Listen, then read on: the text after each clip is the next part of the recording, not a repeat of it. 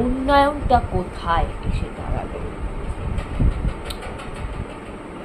আমরা বড় বড় আশা রেখেছিলাম, এগিয়ে বাংলা, আজকে দিন আনে বালা হ্যাঁ, ডিজিটাল ইন্ডিয়া, কত কি ভেবে রেখেছিল উন্নয়ন।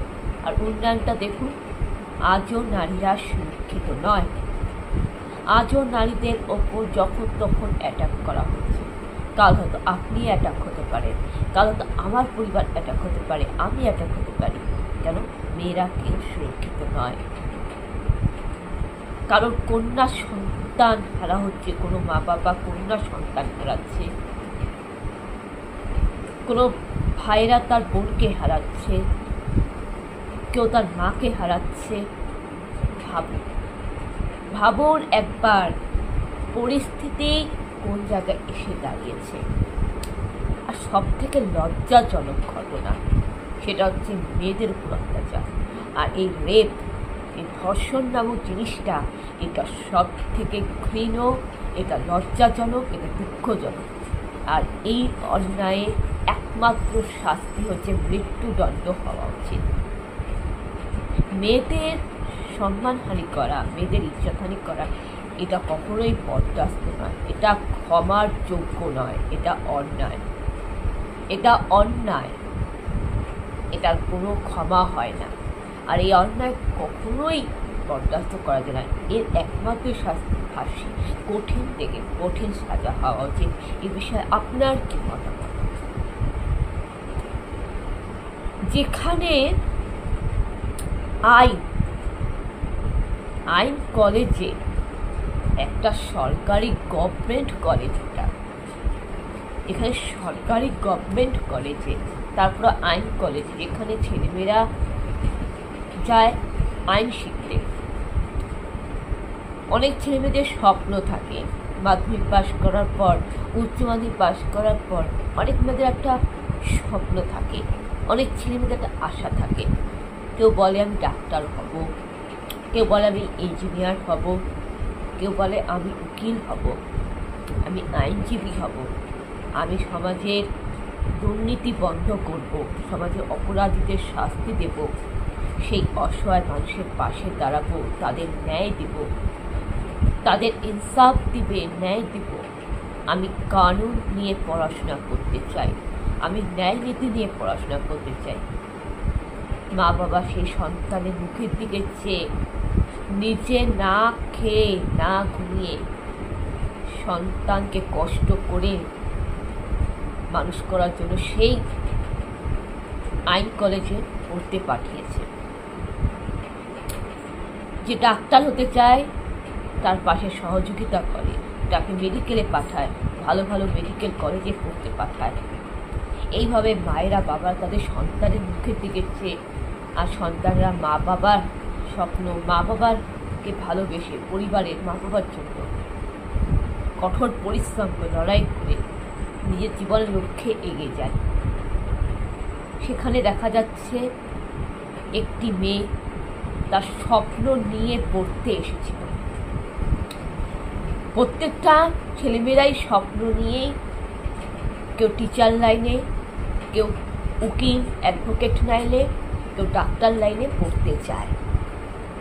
সেখানে আইন কলেজের মধ্যে হবু আইনজীবী অর্থাৎ আইনের ছাত্রীকে রেপ করে নির্যাতন করা হলো।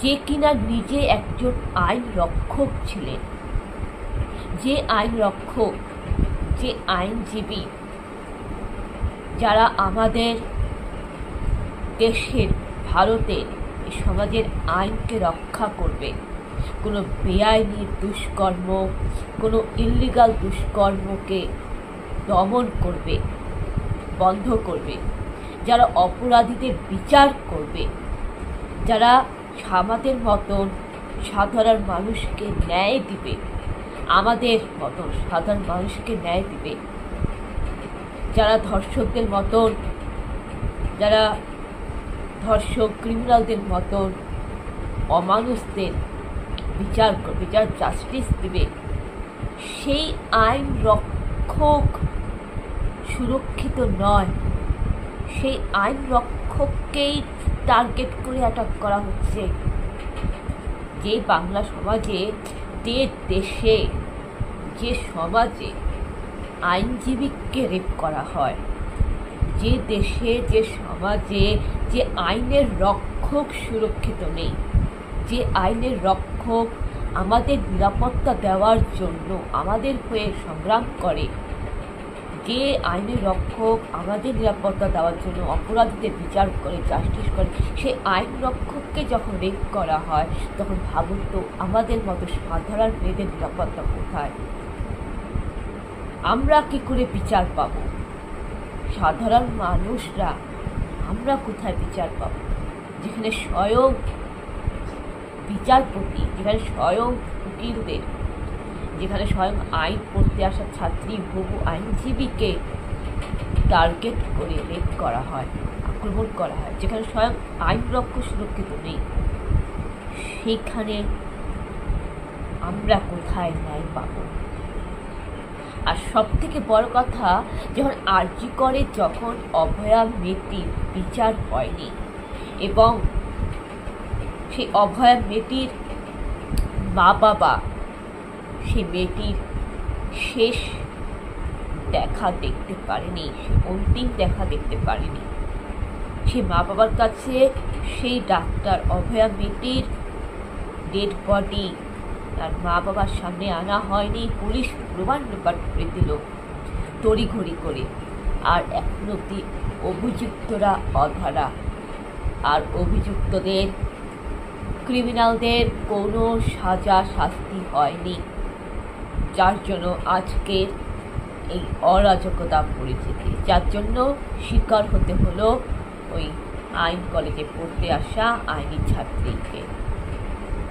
ভাবুন, আজ যদি আরজি কলেজ ন্যায় বিচার হতো, আজ যদি অভয়া জাস্টিস হতো, তাহলে কোনো অপরাধী এই ঘটনা ঘটার সাহস পেত না। অপরাধীরা ছাড়া পেয়ে যাচ্ছে, অপরাধের আড়াল করা হচ্ছে, অন্যায়কে প্রশ্রয় দেওয়া হচ্ছে, নানা রকম অজুহাতে অপরাধীদের প্রশ্রয় দেওয়া হচ্ছে। কখনো কখনো মেয়েদের পোশাক নিয়ে আলোচনা করা হচ্ছে, কখনো কখনো মেয়েদের পোশাক নিয়ে, মেয়েদের স্বাধীনতা নিয়ে আলোচনা করা হচ্ছে। আর সেই অজুহাতে মানুষ অন্যায় করার সুযোগ পাচ্ছে, কোনো অপরাধীরা লুকিয়ে বেড়াচ্ছে, যার ফলে একটার পর একটা রেপ কেসের মতন ক্রাইম ঘটে চলেছে। একটা অন্ধকার যুগে এসে পড়েছে, আমরা একটা অন্ধকার যুগে বাস করছি। এই দেশে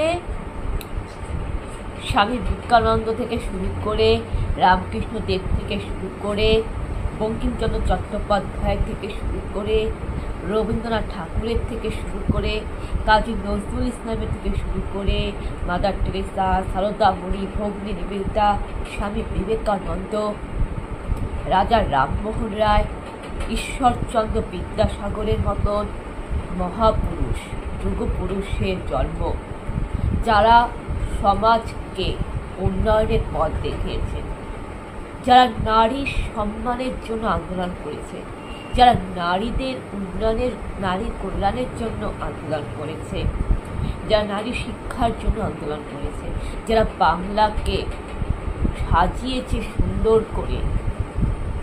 আর আজ বর্তমানে কিছু গুন্ডা মাফিয়ার দল সে বাংলাকে বদনাম করছে, বাংলাতে, পশ্চিমবঙ্গে বদনাম করছে। কিছু গুন্ডারা নারীদের অসম্মান করছে, মা বোনেদের ইজ্জত নিয়ে ছিনিমিনি খেলা করছে। পশ্চিমবঙ্গে এখন অরাজকতা চলছে, দেশে দুর্নীতি চলছে। জানি না এর শেষ কোথায়।